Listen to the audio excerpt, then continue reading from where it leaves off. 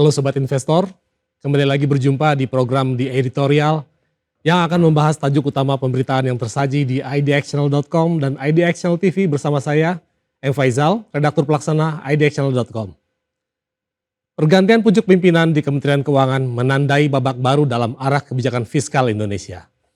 Setelah lebih dari 1 dekade, Sri Mulyani yang identik dengan wajah APBN, tongkat estafet kini dipegang oleh Purbaya Yudisadewa.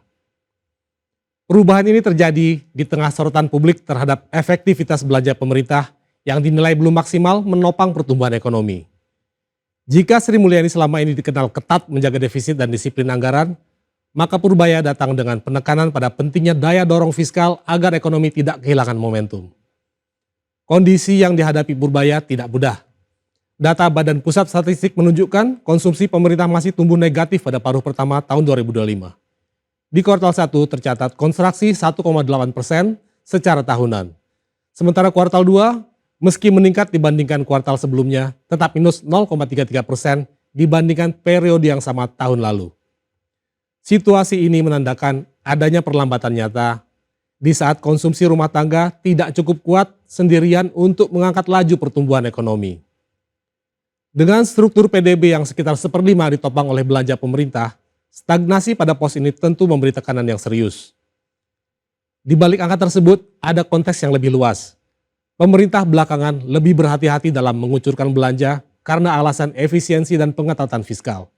Tujuannya memang baik, yaitu menjaga kredibilitas APBN agar tidak membengkak di tengah ketidakpastian global dan kenaikan utang. Namun konsekuensinya justru membuat roda ekonomi kehilangan pelumas penting. Purbaya menilai kondisi ini tidak bisa dibiarkan berlarut-larut. Sebab belanja negara ibarat mesin penggerak yang jika dibiarkan melambat, seluruh sistem ekonomi akan ikut terganggu. Pergeseran gaya pengelolaan fiskal dari Sri Mulyani ke Purbaya menarik untuk dicermati.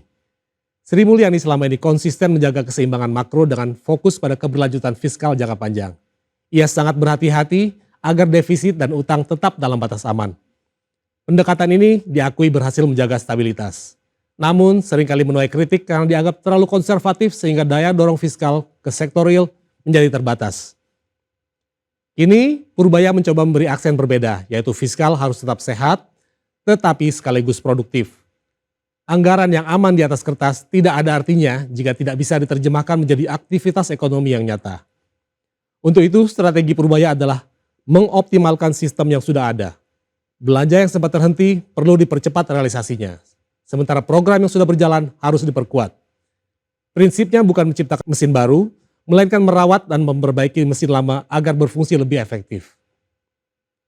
Fokus juga akan diarahkan pada program yang punya multiplier efek yang tinggi, seperti pembangunan infrastruktur produktif, subsidi tepat sasaran, serta dukungan pada sektor strategis yang menyerap banyak tenaga kerja. Dengan cara ini, Purbaya berharap fiskal kembali menjadi instrumen aktif dalam menggerakkan pertumbuhan. Kendati demikian, tantangan lain menanti. Ruang fiskal Indonesia memang tidak seluas dulu. Belanja negara harus bersaing dengan kewajiban pembayaran bunga utang, subsidi energi, hingga pembiayaan program perlindungan sosial. Tahun 2025 ini menjadi contoh bagaimana pemerintah berusaha melakukan efisiensi untuk menjaga ruang tersebut, tetapi justru menghadapi risiko pertumbuhan yang melambat. Artinya, keseimbangan antara kehati-hatian dan agresivitas fiskal harus benar-benar dikelola dengan cermat. Purbaya berada di posisi yang sulit untuk menyeimbangkan kedua kepentingan itu sekaligus. Selain itu, pergantian dari Sri Mulyani ke Purbaya juga menimbulkan ekspektasi publik yang tinggi. Sri Mulyani selama ini diakui dan dihormati sebagai simbol kepercayaan pasar dan internasional, sehingga kepergiannya menyisakan tanda tanya mengenai arah kebijakan fiskal ke depan.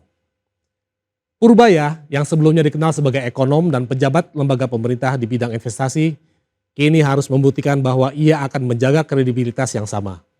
Tidak hanya kepada pelaku pasar dalam negeri, tetapi juga komunitas internasional yang selalu mencermati stabilitas fiskal Indonesia.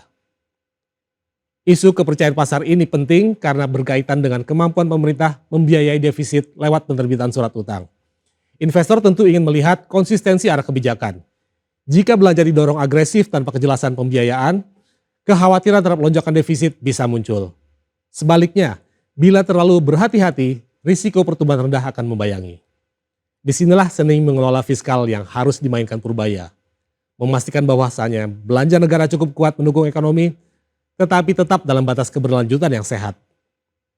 Perubahan kepemimpinan di Kementerian Keuangan ini juga menjadi momen untuk mengevaluasi filosofi belanja negara. Dalam situasi normal, efisiensi tentu menjadi kata kunci. Namun dalam situasi ekonomi yang melambat, justru belanja yang ekspansif tetapi terarah lebih dibutuhkan. Pemerintah dituntut hadir sebagai katalis, memberikan stimulus agar sektor swasta tidak kehilangan gairah. Jika mesin fiskal berhenti, maka risiko terjadinya pelambatan lebih dalam akan semakin besar. Itulah pesan utama yang coba disampaikan Purbaya di awal masa jabatannya. Kedepan, arah kebijakan fiskal akan menjadi salah satu faktor penentu apakah Indonesia mampu menjaga momentum pertumbuhan di tengah ketidakpastian global. Purbaya jelas punya pekerjaan besar, yaitu mempercepat belanja, menjaga kredibilitas fiskal, sekaligus memastikan bahwa setiap rupiah yang dikeluarkan memberi manfaat optimal bagi perekonomian. Tugas ini jelas tidak ringan. Tetapi perubahan kepemimpinan membuka ruang bagi pendekatan baru yang lebih berani dan adaptif. Pada akhirnya, pergantian dari Sri Mulyani ke Purbaya bukan sekadar soal personalia, melainkan pergeseran paradigma dalam mengelola APBN. Jika sebelumnya keseimbangan makro selalu menjadi orientasi utama, kini ada penekanan pada peran fiskal sebagai penggerak pertumbuhan. Waktu yang akan membuktikan apakah strategi ini mampu mengangkat kinerja ekonomi ke depan. Namun satu hal jelas, publik ini menaruh harapan besar agar mesin belanja negara kembali menyala, memberi energi baru bagi perekonomian nasional. Demikian program di editorial kali ini. Saya M. Faizal pamit undur diri. Pantau terus berita ekonomi, bisnis, dan pasar modal hanya di IDX Channel TV, idxchannel.com, dan media sosial IDX Channel. Sampai jumpa.